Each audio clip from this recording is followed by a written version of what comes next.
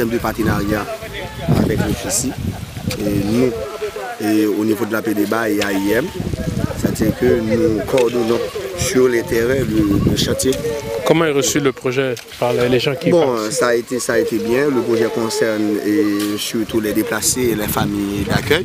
Okay. Ça a été bien. Nous avons plus de 150 personnes, 150 hommes personnes jour. 150 personnes jour, juste sur les chantiers. C'est-à-dire que ça se fait par élève. Et chaque 10 jours, nous avons embauché 150 personnes.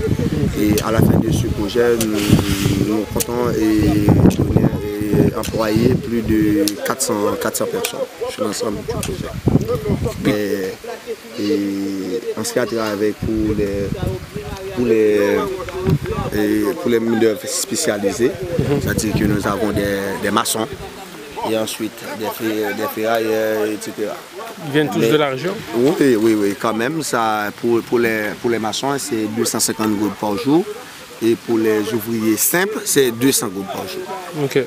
Ça ne suffit pas vraiment, mais quand même, l'objectif, c'est d'assurer à chaque famille et la rentrée scolaire. Okay. C'est-à-dire que les gens soient en mesure de trouver, comme qu'a dit, avec en main et quelques d'argent juste pour envoyer leurs enfants à l'école. Là, les réhabilitations consistent à protéger le siège du barrage pour éviter que ça soit emporté avec les crues. Parce que si le barrage est emporté, c'est une bonne partie de l'économie de la zone qui sera affectée. La production agricole va chuter. Et puis là, on n'aura plus de terres irriguées sur les périmètres. On parle d'un impact qui s'estime à combien de pertes? Oh, bon, en fait, sur ces périmètres, je crois on a eu trois saisons culturelles l'année. C'est environ des centaines de milliers de dollars qu'on va perdre avec les... Si l'eau n'est pas complète, si le débit de l'eau n'est pas stoppé par le barrage, c'est ça? Bon, en fait, non, c'est pas le débit de l'eau. Là, le barrage, ça dévie l'eau vers les périmètres. Okay. Mais avec le passage des crues, avec une crue, si on n'a pas réhabilité le barrage, c'est possible que ce soit emporté avec le passage des crues, okay, de grandes crues.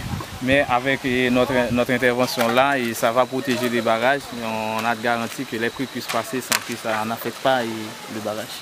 Ok.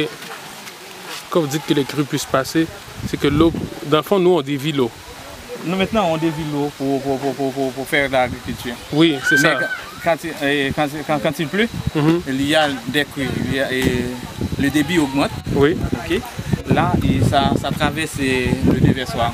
Okay. Le déversoir était dans très mauvais état avant notre arrivée. Là, on est en train de le consolider. Okay. Sans ces interventions-là, c'est possible avec une crue que le barrage soit détruit complètement. Ce qu'on est en train de faire, c'est un projet qui s'estime à 66 000 $ américains. 66 000 $ américains. Ça se passe bien jusqu'à l'instant? Oui, ça va. Okay. Alors on fait une pierre deux coups. On aide les jardins à être protégés et bien alimentés en eau, et on relance l'économie. Oui. Ceci était là depuis 4 ans et il travaille sur les périmètres depuis 4 ans. On a fait des travaux en aval, on a réhabilité les canaux, tout ça, et on a consolidé un peu les berges, beaucoup plus en aval de la rivière pour protéger les périmètres. Et puis là, avec APDBA, ce projet-là, ceci intervient également dans la production pour apporter des appuis au niveau de la production agricole.